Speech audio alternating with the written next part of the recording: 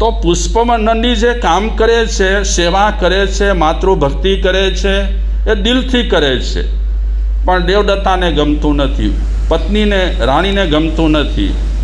એટલે રાણી વિચારે છે મારા પતિદેવ મા માટે આટલો સમય આપે છે, માની આટલી સેવા કરે છે, પછી ભોગ ઉપભોગ માટે જે સમય જોઈએ મારા માટે, એ સમય મને આપતા નથી. હકીકતમાં પુષ્પનંદી જેમ મા માટે સમય આપતો હતો તેમ પત્ની માટે પણ સમય આપતો હતો. મા પ્રત્યે જેમ ભાવ હતો તેમ પત્ની પ્રત્યે પણ ભાવ હતો. પણ ઘણી વખત ઘણા લોકોને આપણે ગમે તેટલી લાગણી આપીએ ને તો પણ એને શું લાગે? ઓછી લાગે. એટલે ઘણા લોકો પછી આ દેવદત્તાની જેમ સંકલ્પ વિકલ્પ કરતા રહેતા હોય, અંદર પણ બિચારા અંદરને અંદર બધું ગળમથલ કરતા રહેતા હોય. હકીકતમાં દેવદત્તા દુઃખી થઈ રહી છે વિચારીને. કોના કારણે? પુષ્પનંદીની માં એ 100 વર્ષની છે, એ હવે ખટપટ કરે તેમ નથી.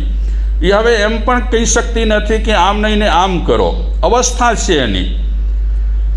તો બિલકુલ સાસુજી ખટપટ ન કરતા હોવા છતાં પણ દેવદત્તા આપણે કહી શકીએ કે ઉધારો કજિયો લઈ કરી પોતાના માનસને બગાડી રહી છે.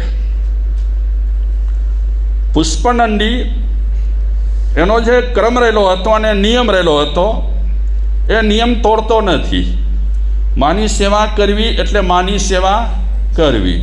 અને માનો તો મહિમા આજકાલનો છે નહીં, પરાપૂર્વથી ચાલે આવે છે.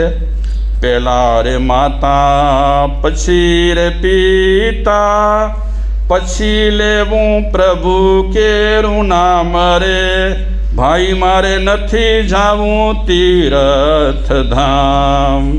ઘરમાં કાશી, ઘરમાં મથુરા, ઘરમાં ગોકુળિયું ગામ રે, ભાઈ મારે નથી જાવું તીર્થ ધામ. પહેલાં રે માતા, પછી રે પિતા, પછી લેવું પ્રભુ કેરું નામ. ભગવાનનો ક્રમ આપ્યો ત્રીજો. પહેલાં માનું સ્થાન, બીજું પિતાજીનું સ્થાન અને ત્રીજું પરમાત્માનું સ્થાન. આ રીતે ક્રમ ગોઠવી કરી અને માનો મહિમા બતાવ્યો. આશુતોષ મુખર્જી થઈ ગયા. આજે કલકત્તામાં તમે અમુક રસ્તા પર જાઓ તો આશુતોષ મુખર્જી માર્ગ એવા માર્ગ પર નામ આવે છે આશુતોષ મુખર્જીના. આશુતોષ મુખર્જીના ઘણા પ્રસંગો રહેલા છે. કલકત્તામાં એક વિદ્યાચંદ્ર થઈ ગયા, બહુ માનવતાવાદી હતા અને ઘણી પ્રવૃત્તિઓ કરી છે. અને એના નામે પણ કલકત્તામાં ઘણા માર્ગો રહેલા છે. આશુતોષ મુખર્જી એ માને ચાહતા હતા અને વિદ્યાચંદ્ર પણ માને બહુ ચાહતા હતા. હું વાત કરું છું આશુતોષ મુખર્જીની. આશુતોષ મુખર્જીની મા હતી, બહુ મોટી ઉંમરની હતી, બુદ્ધિશાળી બહુ હતા. આશુતોષ મુખર્જી જજ હતા, કલકત્તાની કોર્ટના મોટા જજ. પણ માની બહુ સંભાળ રાખે, અતિ સંભાળ રાખે. ઘણા દીકરાઓ હોય ગમે તે સ્ટેજ પર હોય પણ માની ભક્તિમાં જરા પણ કચાશ ન રાખે. ઘણા એવા આજે પણ છોકરાઓ છે, ગમે તેટલી ડિગ્રીઓ મળી હોય, ગમે તેટલો પેકેજ રહેલો હોય, ગમે તેટલા હોશિયાર રહેલા હોય, પણ મા બાપનો વિનય, મા બાપની ભક્તિ એ ક્યારે પણ ચૂકતા નથી. મને યાદ આવે એક ગાંધીધામનો પ્રસંગ. છોકરો છે લગભગ 29-30 વર્ષનો, બહુ હોશિયાર, એને સારી ગ્રેડ મળી છે હમણાં ને બેંગ્લોરમાં એ જોબ કરે છે. પણ મા બાપ માટે અનહદ પ્રેમ, એટલો ભણેલો ગણેલો અને કેટલી ડિગ્રીઓ અને કેટલા પદ સર કર્યા છે, છતાં પણ મા માટે એવો ને એવો એ નાનો છોકરો રહેલો છે. મા પાસે આવે, બાપ પાસે આવે એટલે નોર્મલ થઈ જાય. હોદ્દા વિશે કે કાંઈ પણ અંદર ગરમી નહીં. તો આવા દીકરાઓ પણ આજના જમાનામાં આપણને મળે છે.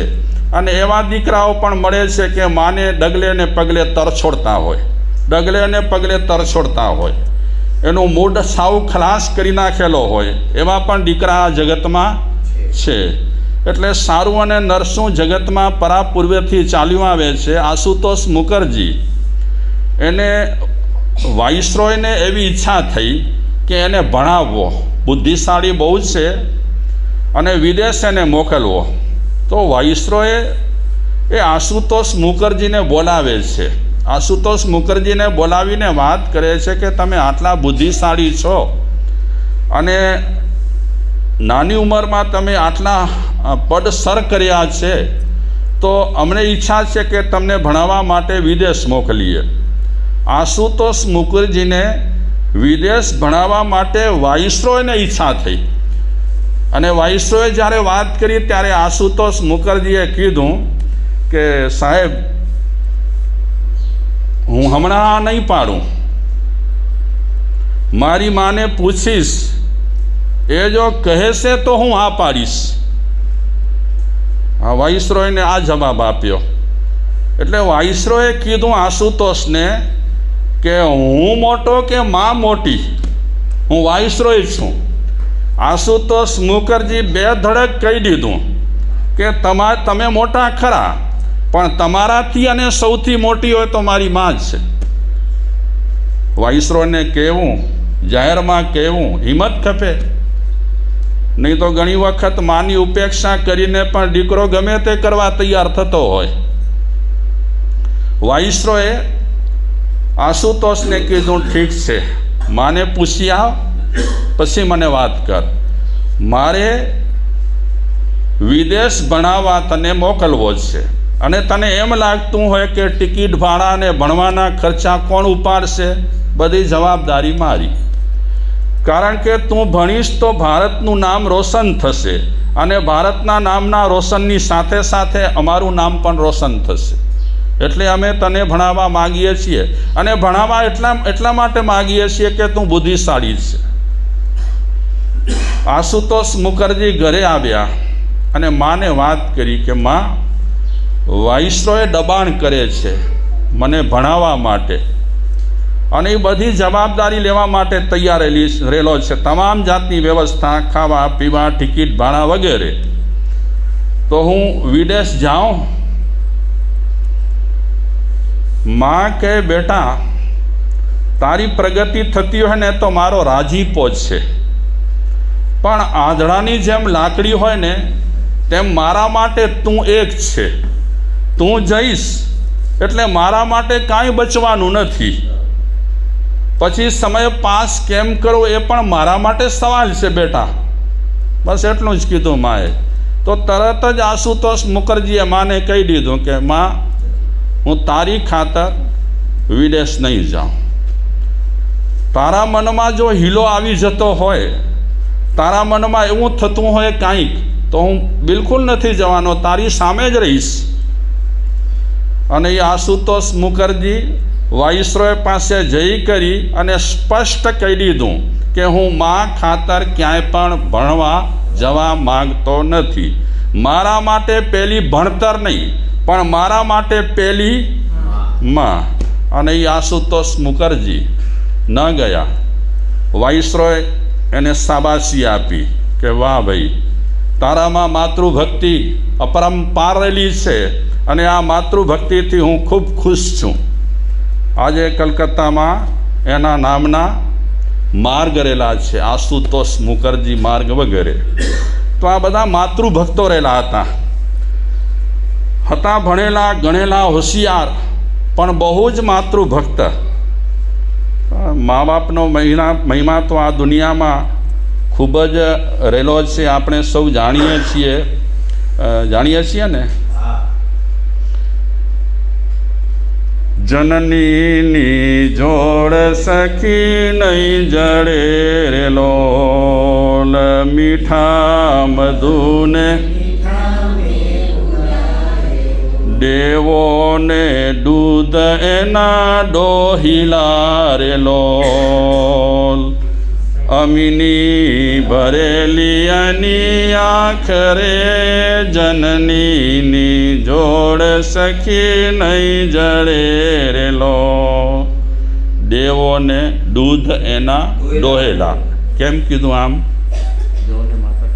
દેવોને માતા પિતા નથી, કારણ કે દેવો સીધા દેવસયામાં ઉત્પન્ન થતા હોય છે, એટલે માતા પિતા દેવગતિમાં નથી, માતા પિતા નરક ગતિમાં પણ નથી. માતા પિતા આ એક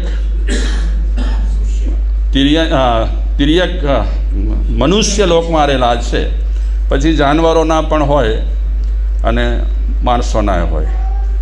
જોકે જાનવરોની માં છે એનો ઉલ્લેખ એવો કરે છે કે બચ્ચા છે એ માને માં તરીકે ક્યાં સુધી માને? જ્યાં સુધી એ પયપાન કરતા હોય ત્યાં સુધી, માનું દૂધ પીતા હોય ત્યાં સુધી. એ પતી જાય એટલે માને ઠેકાણે, એનો જે બચ્ચો રહેલો હોય બચ્ચાને ઠેકાણે. અને એમાં પણ આજના જમાનામાં માણસ નાનપણમાં જ મા બાપને વિખૂટા પાડે છે, બચ્ચાઓને, જાનવરોને. અને જો વાછરડી થઈ હોય તો હજી એને ઉછેરે બુછેરે, વાછરડો થયો હોય તો એને પછી શરૂઆતમાં જ નાની ઉંમરમાં જ વિખૂટા પાડી દે મા બાપને. તો સુંદર વ્યવસ્થા રહેલી હોય મા બાપની તો એક મનુષ્ય પાસે છે. મનુષ્ય પાસે ખૂબ જ સુંદર મજાની વ્યવસ્થા રહેલી છે. ભૂલો ભલે બીજો બધું, મા બાપને ભૂલશો નહીં, અગણિત છે ઉપકાર એના કોઈ દી વિસરશો. કાઢી મુખેથી કોળિયા, મોંમાં દઈ મોટા કર્યા, એ કોળના પૂરનારના કોળ કડી ભૂલશો નહીં. ભૂલો ભલે બીજું બધું, મા બાપને ભૂલશો નહીં. તો આ મા વિશે થોડી આપણે વાતો કરીએ. અમારા એક સાહિત્યકાર હતા પરિચિત, વર્ષો પહેલાં એમનો દેહવિલય થયો. એ સાહિત્યકારે એક સરસ મજાની મા વિશે વાત કહી છે. વાત એવી છે કે ગામમાં એક કુટુંબ રહેતું, આગળ દુકાન, પાછળ ઘર, એક જ મકાનમાં. અને વરી વંજા કહેવાય ને, વરી વંજાવાળું ઘર. વિલાયતી નળિયા પણ નહીં, પહેલાં દેશી નળિયા આવતા ને, એવું ઘર હતું. એ ઘરમાં આગળ દુકાન હોય એટલે પતિ પત્ની સમય મળે એટલે દુકાનમાં બેસે. પતિ તો બેઠેલા જ હોય, પત્ની પણ બેસે. એમનો એક બચ્ચો હતો. અમુક ટાઈમે જ્યારે ગ્રાહકો આવતા હોય ત્યારે પત્ની પણ એ દુકાનમાં રહે, પતિ પણ દુકાનમાં રહે, અને બચ્ચાને પેલામાં રાખે, ગોળિયામાં, પેલો લાકડાવાળો હોય ને આમ, એમાં રાખે. થોડી વારે માં એની પૂછા કરવા આવે, જોવા માટે આવે, કેમ બરાબર સૂતો છે, જાગે છે. માનો જીવ છે ને રહે નહીં. બહુ જ અમારા તેજ કવિ પણ કહે છે કે માનું જીવ બહુ જ સંતાન માટે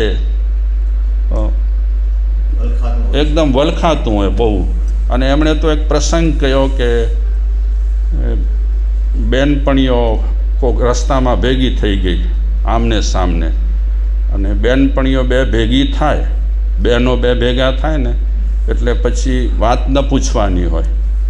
એ પછી વાતે વળગે, વાત ક્યારે પૂરી થાય એની ખબર ન પડે, કલાક પણ નીકળી જાય ને